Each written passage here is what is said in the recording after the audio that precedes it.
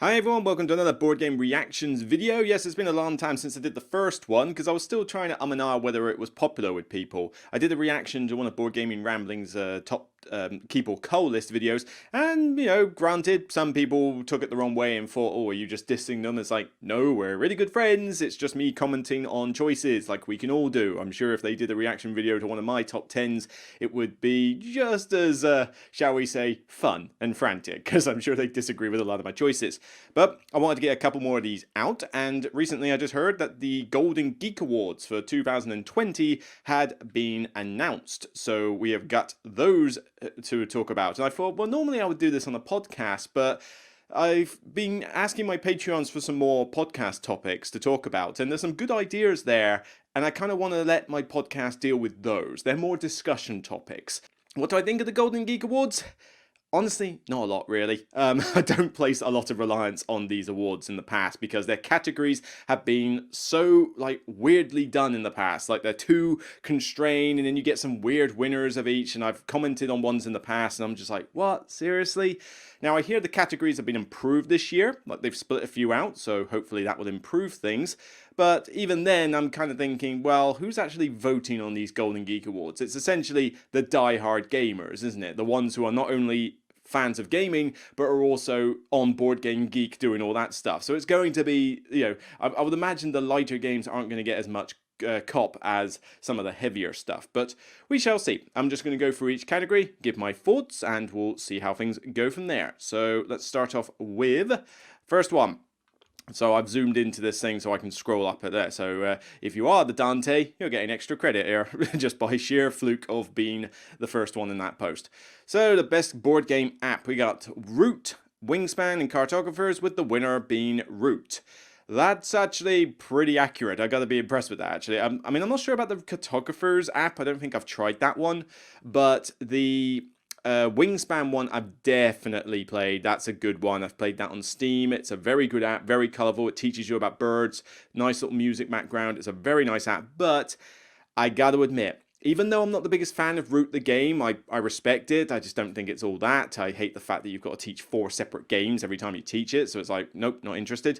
But I have played the app. You can check out some of my live plays I did, what was it live? I can't remember. But, one of my streams when I was playing the Root app and trying to learn the game, I think I've done 2 videos on it, and I thought it was okay, as in the game. But the app is fantastic. The app does a great job of teaching you what's going on, 95% of what's going on anyway, and you can get a tutorial on each of the races. It's animated very well, it's got a good musical background, so I gotta give props. Yeah, as much as I'm not the biggest fan of Root, the app is very solid. I can't think of anyone that I would have suggested otherwise. Alright, moving on up. Best podcast, I honestly don't care. And it's not disrespect to any podcasts out there. I mean, I don't get to listen to that many podcasts. I just haven't got the time. I'm usually listening to music at the gym. So the only time I'm going to listen to a podcast is if I'm driving long distance, and I haven't had to do a lot of that lately, funny enough. But honestly, I just don't like the idea of podcasts being a category in the first place. I don't want content creation to be a competition for awards. Who cares about the Oscars? Who cares about the Grammys and all that these days? Nobody cares how they run. So do I really want podcasts and content creation to end up that way? No, not really. Because otherwise, these bigger trending channels, as I say, the big creators, will start just simply caring more about the views and subscriptions than they will about actually, creating the cool content, or, socializing with the people who are actually giving them the support. So, honestly, I mean, Board Game Mirage, they're fine. This game is broken. It's fine. I'm not a big fan of the humour they throw in it, but that's just me. And I don't even think I know so very wrong about games.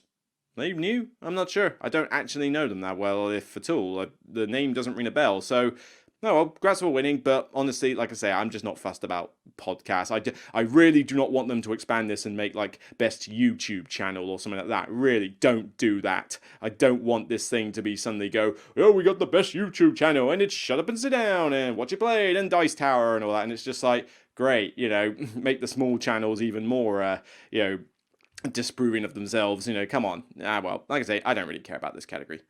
Alright, in Zoomable game, well, that's only, you can tell why that's suddenly a category.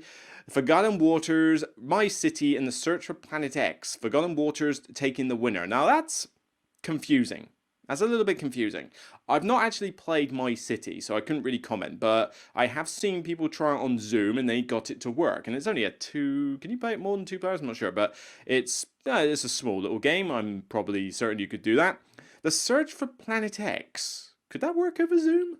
I mean, if one person had the board and then somebody just told them where to move the pieces, assuming that you could log on to the same thing via the app, which you should be able to do, then yeah, actually this could work. I mean, you could just have one person zooming the board and then, you know, they have the app in control of setting up the game, but then everybody else logs in, does their clues, nobody can see what they're doing, and then all they've got to do is say over Zoom what they looked for and where it was, and, you know, you could keep it... Yeah, actually this would work. I actually think that should have been the winner. Forgotten Waters, if it's the Forgotten Waters I'm thinking of, I can't imagine how that worked. I mean, oh god. You know, thank God I didn't see any of those. Alright, fine. Let's have a look. Forgotten Waters. Yeah, how do you zoom this one?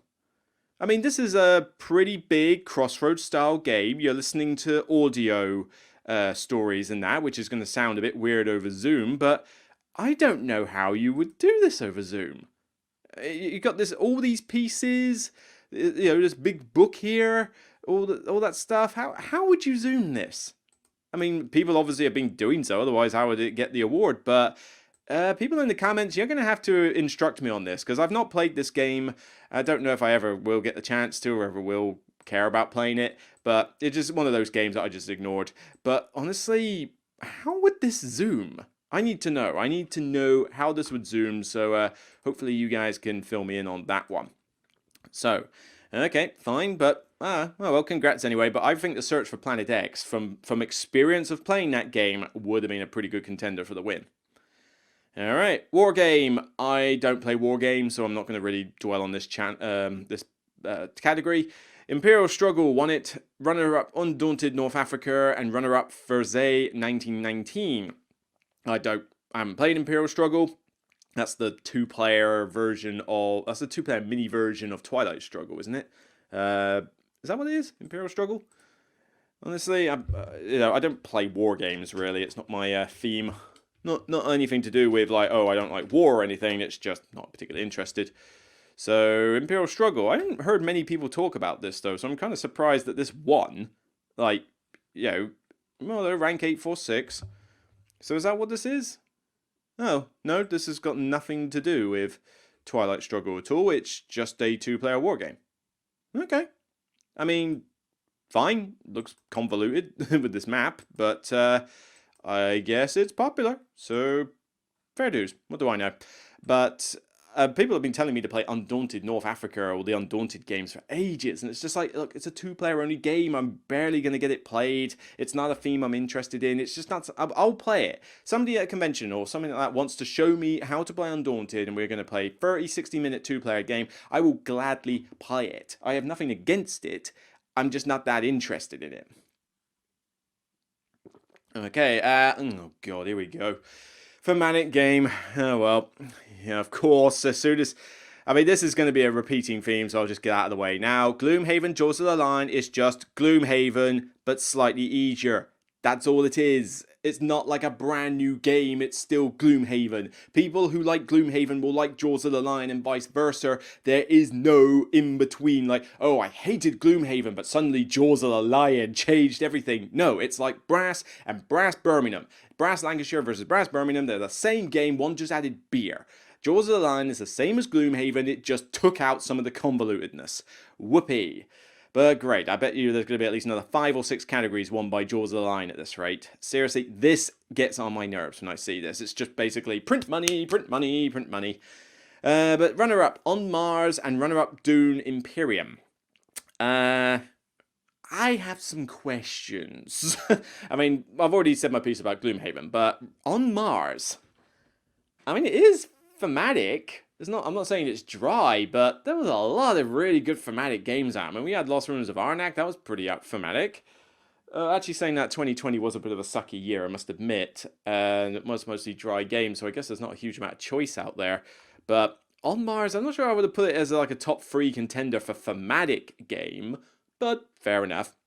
I mean, I like the game, it's on my shelf, although how much longer is another thing. I'm starting to get a little bit worried it might hit the coal pile soon, because it's just too complicated. It's far too complicated compared to the other Lacerda games, and if I'm going to pull out a Lacerda game, I want one that I can get to the table easier, and those other 4, even Lisboa, which is pretty convoluted in itself, are easier to do. On Mars is just a chore to learn. And runner-up, Dune Imperium. Personally, I don't consider Dune Imperium to be particularly thematic, but then again, I've never watched or read anything to do with Dune. So the theme didn't come out of that game for me when I reviewed it. I mean, I still like it. It's an 8 out of 10 for me. I like the mechanics of it, but I get nothing from the theme, and I'm guessing the theme is there somewhere, but frankly, you just go to a spot and get a bonus. I mean, I don't get why any of the factions like give you the bonuses that they are. I don't get the locations are all just Desert Place 1, Desert Place 2, Desert Place 3. What's so significant about their names? So I really didn't get much of a theme from the Dune Imperium thing, but lots of other people have commented otherwise, and I guess, you know, like I say, I have not read or watched anything Dune related. I am waiting for the new movie to come out. I will check out that movie as my introduction to Dune. That is your one chance to get me into this universe. If it doesn't work, then tough. Well, but yeah, whatever. Gloomhaven, Jaws of the Lion. I actually can't think of... Was there anything I could think of that would have made from 2020?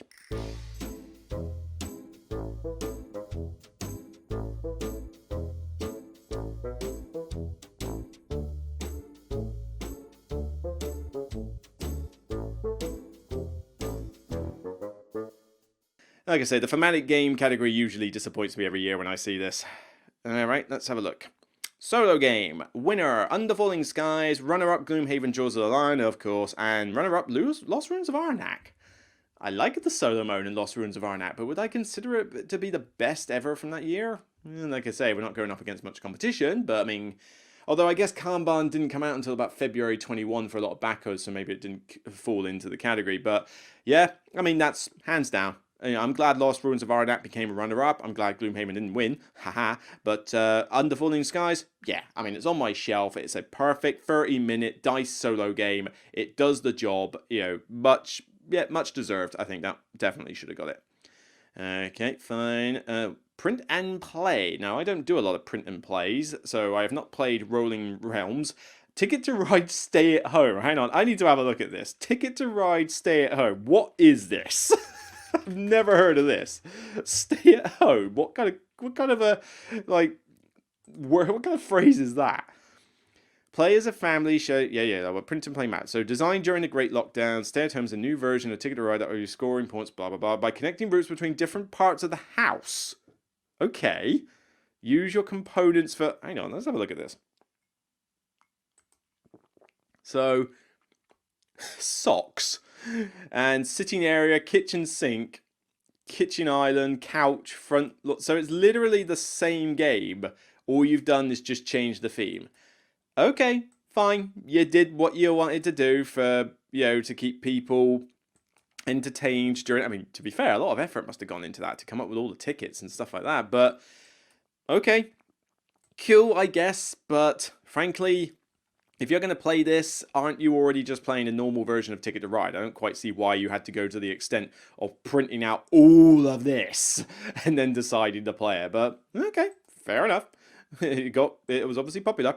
But I can definitely give you a thumbs up for Seven Wonders Duel Solo. I think I've actually done a play of this actually on my channel, so check that out.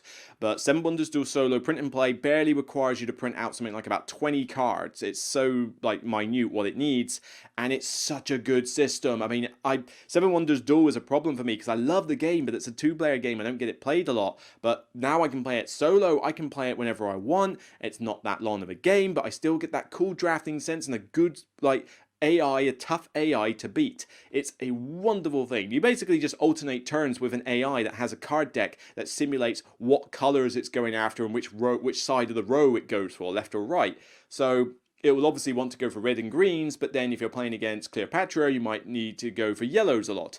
If you go against, well, blues, I think she's blues, I can't remember, but you go up against another leader and they want yellows, you go up against another leader and they just really want reds, you know, it's stuff like that, and it's a really good system. If you've got Seven Wonders Duel, you really need to check out this print and play, so I'm glad that one deserved. I've certainly played it and I enjoy it.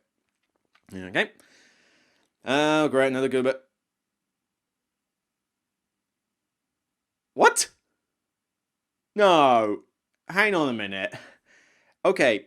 First up, there's better games than Gloomhaven, but as I say, we'll get all of that. Viscounts of the West Kingdom. Heavy? I don't know. I'd probably still say medium, but I mean, I suppose if you're going to call it heavy, then maybe? I'd still think it's medium, but I mean, if you're going to put it heavy, fair enough. On Mars, oh, yeah, heavy. Of course that's heavy. But Gloomhaven Jaws of the Lion. Wasn't the point of Gloomhaven Jaws of the Lion that you made it simpler? You know, Jaws of the Lion is basically the easy version of Gloomhaven. Gloomhaven is heavy. Gloomhaven Jaws of the Lion is not heavy. It's simpler.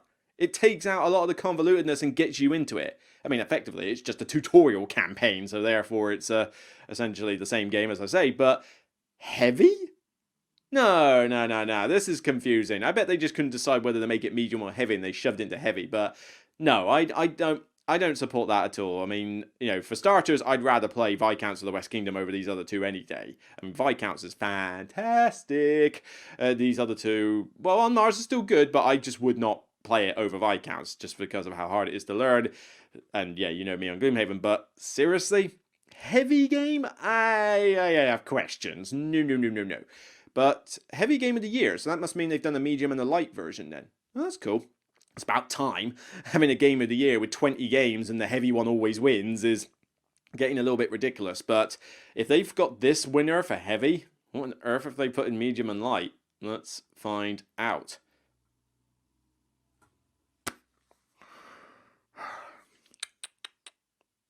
Board Game Geek.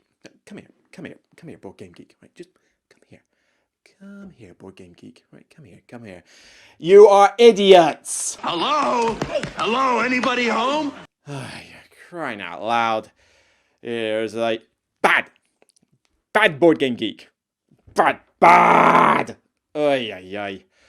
Seriously, look, I love the fact Lost Ruins of Arnak won. That's not the problem I have. And Dune Imperium as a runner-up, fine, not a problem. I'd say it's medium weight. Medium, light, medium. It's hard to tell really with that one, but Lost Ruins of Arnak deserved. Medium game of the year, hands down. It was my favorite 2020, so I'm happy with that.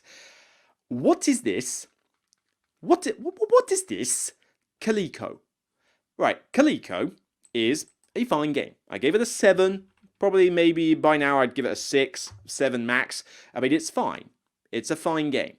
But you're telling me that this cutesy little tile-laying game about kitty cats on the quilt, and I love that kitty cat, it's so cute. But you're telling me that this is a medium game. I award you no points, and may God have mercy on your soul. No.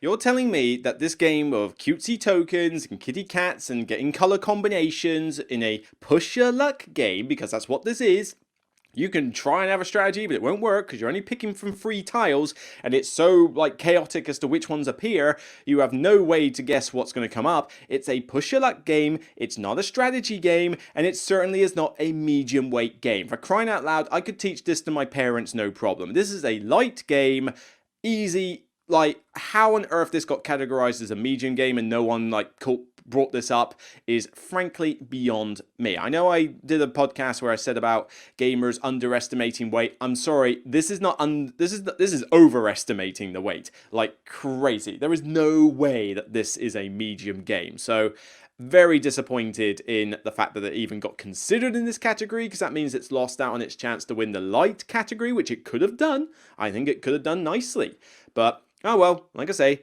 Lost Ruins of Arnak deserved medium game of the year. Play it, it's amazing, and it beat Dune Imperium, haha. Right. So because Calico's not in the light game of the year, we get MicroMacro Crime City as the winner against Project L, which I have still not played. Why is everybody banging on about this Project L? I need to play this.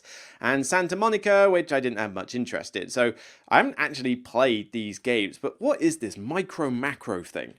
I'm starting to see it appear on a few areas. What is it? Oh, okay, that didn't come up well. I did type in micro. Micro space, micro robots, micro city. Where is it then? It's called MicroMacro. Oh, it's one word. It's stupid spelling, whatever. Okay, MicroMacro. There we go. So, find the small traces to solve the big cases. So, I've seen this cover, and I know like Pegasus Spill's done it, but what is it? So, the giant map is home to a myriad of hidden information. Players must work closely together to find out what happened. Solve a crime, we've seen this before. And, okay, a light game? Ew, it's not exactly a looker. So what, you just put these little beads over it? I'm not seeing the appeal here. I mean, that is a giant map, fair enough, but I mean, a paper folded map. And then, what, you read cards and you try and... I mean, okay, fair enough, it's a detailed map, I'll give it that for whoever drew it, but yeah, it's got some, funky little artwork and it looks very light, but is this it? This is what is the winner for the year? I have a feeling that if Calico was in this category, it would have won hands down. So honestly, I'm going against this. I know I haven't played it, but I'm going to move Calico into there. And I'm going to put MicroMacro as a runner-up. We're going to get rid of Santa Monica because I really don't have an interest in that one. And Project L as a runner-up. I mean, I've heard nobody talk about Santa Monica, so I'm surprised that's even a runner-up. But we'll just kick that one out and we'll put Calico in there and we'll make Calico the winner. Because frankly, the fact that it's even remotely considered as a medium game of the year, I think has robbed it potentially of a top award. Medium game. What on earth are you thinking? All right. Innovative. Oh, this one usually drives me mad. So, MicroMacro Crime City again. Alright, I'm going to have to play this game. People in the comments, tell me what you think of this MicroMacro game. I honestly have no clue what it's about. This whole, how it works. Is it innovative? I guess. I mean, it certainly looked different from the pictures. Beyond the Sun, I don't quite get how that's innovative. It's just a dry tech tree game. I don't think it would classify as innovative. Search for Planet X, though, I mean, it uses an app to do a very good logic deduction puzzle that can be done over Zoom. Yeah, I would actually have put Search for Planet X as number one. I mean, 2020 wasn't a particularly good year for innovation anyway, but yeah, Search for Planet X I think should have won that one, but again, I won't pass judgment on MicroMacro until somebody has shown me how on earth it works. Ooh, expansion. What? Really? Come on. I mean, the Underworld expansion for Root, it's just another couple of factions. Whoopie-doo. I don't think there's anything else in that expansion that's anything unique or different from the previous ones. It's just more stuff. And the same goes for the Oceania expansion. I mean, it is mainly just more stuff, but okay, you've got the Nectar and the revised boards, but I mean, I've played with them. They're fine. I don't think they are overly necessary because it just makes the game too complicated for new players, and I would never put Oceania in front of my parents. It took them long enough just to get the base set of Wingspan down. If I tried to put Oceania in front of them, it would drive them nuts. So, but then, come on. I haven't got a copy of Spirit Island Jagged Earth yet, but Jagged Earth, yes, it's got more of the stuff you like, but it's got a ton, and it has got some new stuff thrown in, and it's like such a big collection of stuff that is like really elevates Spirit Island to another degree. I mean, I suppose it is mainly just more of the good stuff, though. So I suppose I can get where it's coming from, considering Root the Underworld expansion is on here. But I suppose Wingspan Oceania at least tried to throw in something new, so I can give it the extra bump for that. So maybe it should want it. Yeah, fair enough. But I mean, I would have probably put Spirit Island Jagged Earth at the top rather than Wingspan Oceania. But either way, they're both good expansions, and not too fussed. Okay. Oh, lion. I can't talk now because of Gloomhaven. Cooperative game. Winner, Gloomhaven. We're now Pandemic Legacy Season 0 and runner-up Forgotten Waters. I honestly didn't find any cooperative games I really wanted to play last year from 2020. It was a really bad year for co-ops. I mean, I don't care about Gloomhaven. I honestly didn't care about Pandemic Legacy Season 0 because I thought well, I'd already played 1 and 2. They're on my wall there, and they were good. I mean, 2 was a bit different from the norm. I think 1 is still my favourite because that felt more like Pandemic. Pandemic Legacy Season 0 doesn't feel like Pandemic. It feels like, oh, here's this Cold War theme, and we've bolted the Pandemic mechanic onto it. Because Pandemic is basically just getting bolted onto every game now.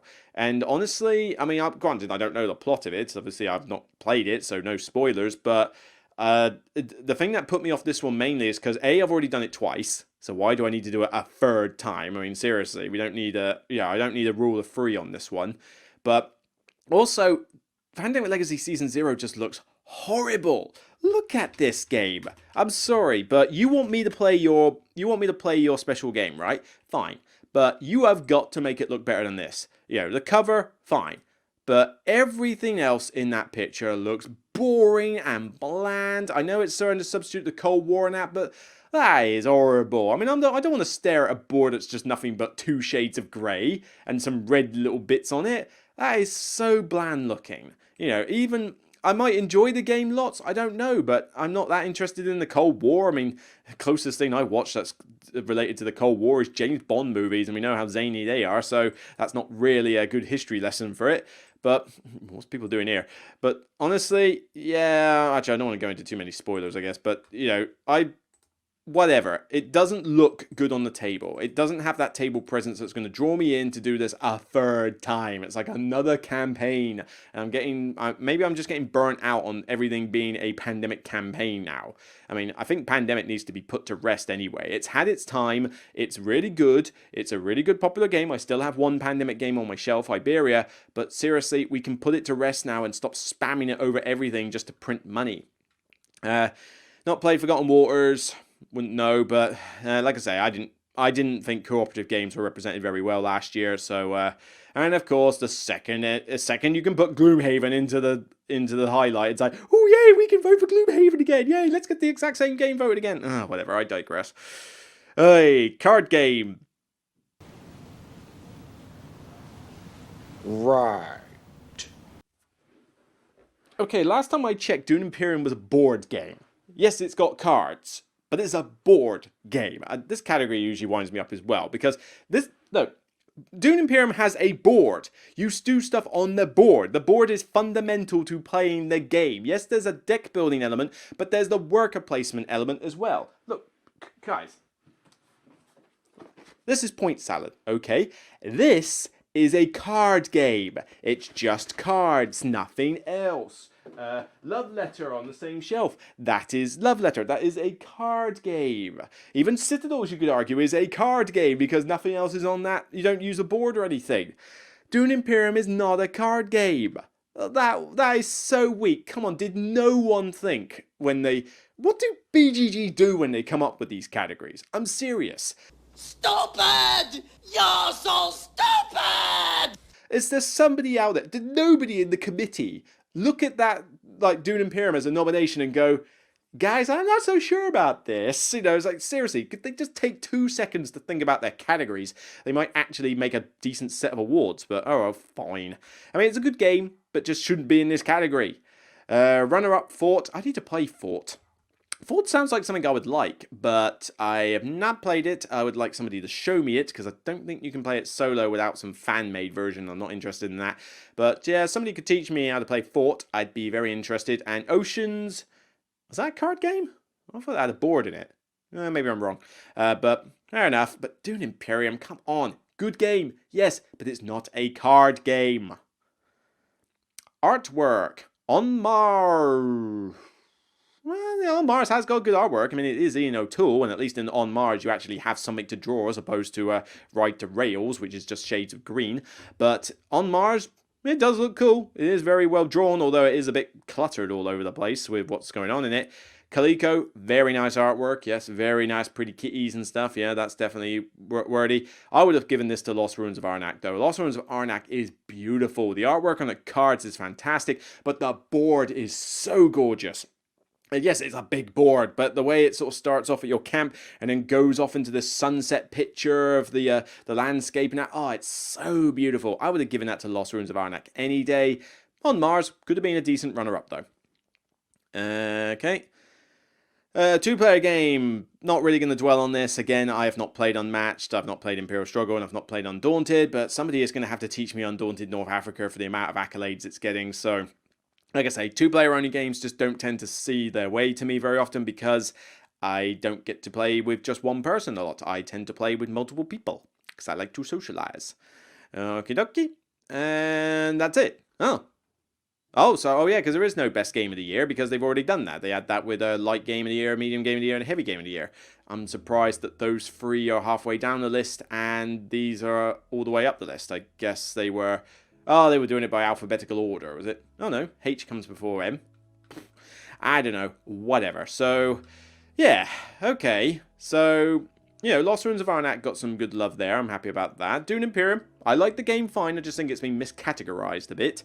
Definitely good with the Root app. Don't care about the podcast one. Zoomable game, whatever. I mean, it's cool that it's a new category because of lockdown, but I still don't know how you do Forgotten Waters on it. Not interested in more games. I don't agree with the thematic game choices at all. Solo game, definitely a good one there. Print and play, definitely a good one. Don't agree with Gloomhaven being considered a heavy game because otherwise, what's the point of it? You know, the whole point was that it was meant to make Gloomhaven more accessible. So why is this classified as heavy? So that's bad. Medium game though, yep, well done Lost Ruins of Arnak, although seriously guys, Calico is not a medium game, that should have been in the light category, so Calico should have won that one, but somebody's going to have to teach me MicroMacro because I've got no idea what this game is about and why it's classified as innovative, but Search for Planet X I think should have had more love, I think, because that is a very underrated game, I think. I'm cool with the Wingspan expansion, that's fine, I would have given it a Jagged Earth, but it was a runner-up. Oceania, this is still fine, I wouldn't play with the Oceania expansion all the time, though, whereas I would always play with the Jagged Earth stuff, so that's what the difference is.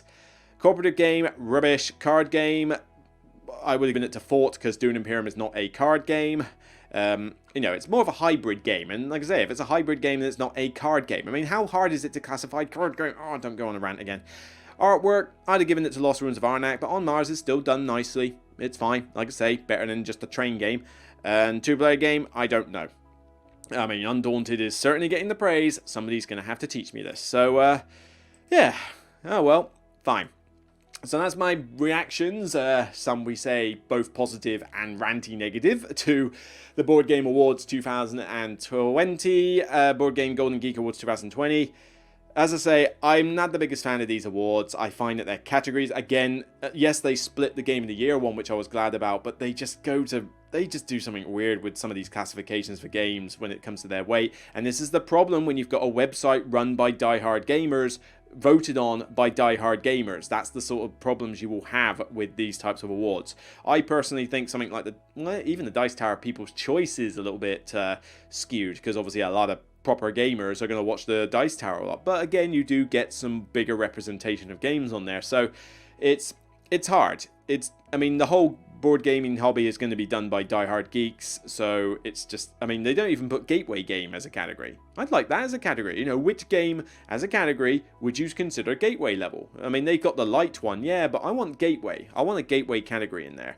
So, yeah, not bad. They had some good stuff in there, but just some, like I say, Gloomhaven having to take all the stuff. Next year it's going to be Frosthaven. I just know. We're going to get a bucket load of categories and it's just going to be Frosthaven. Literally, just publishers, when you're printing a game, just call it something Haven and it will sell like hotcakes because everybody will think it's some sequel to Haven. I don't know, but oh well, I digress.